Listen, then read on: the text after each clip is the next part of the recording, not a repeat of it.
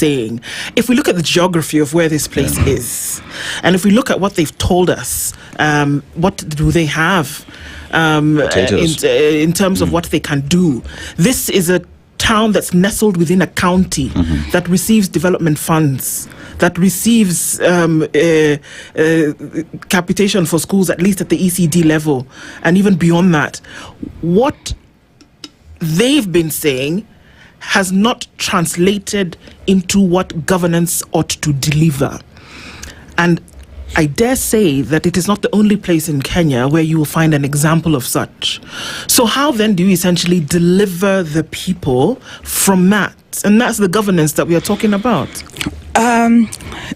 It is a good question, and it is a discussion that we should have as Kenyans. Unfortunately, when it comes to governance, we have allowed ourselves to be boxed into the thinking of one term and two term. Why do I say that?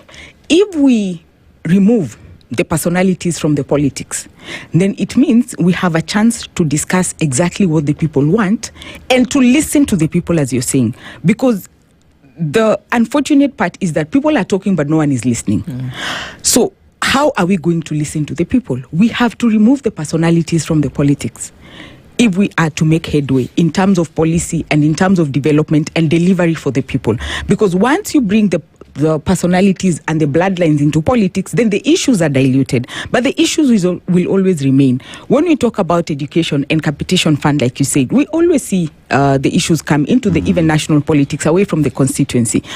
But nobody listens because we have made our politics about personality. It is about time that Kenyans sat down. And this is a good test for 2027. In fact, this is the litmus test for 2027. We are hoping that there will be no other by-election, but that is why both parties are putting in the might to show that, you know what, we can do this, to spend all the money that they need to spend. But are they listening to the people? So it is about time that as Kenyans, we use this as a litmus test to say, you know what, remove the names from the politics. This is what we want. And if you're not listening, we are sending you home. Because I think we have forgotten the power of this. What I have with me for the audio listeners is a vote. What we have forgotten is the power of the vote. We have forgotten how this vote works. We have forgotten that this is delegated power to these people, to the leadership. And so if they don't listen, what happens? We send them home. And we bring someone who listens, someone who will discuss the issues. We call Nyandarua we call Nyandarua constituency town ya cash crop za Nyandarua, potatoes. What happens to these potatoes? What is the value chain of these potatoes? What is the end product of these potatoes? Could this have been a policy for a candidate who was vying to say, listen, when I come in, these our potatoes, what can we do to add value to it? So then you will have the farmers listening to you.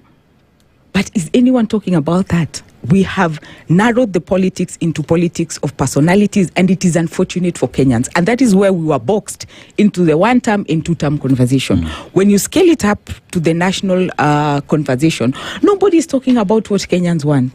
Everybody is saying either or. But what about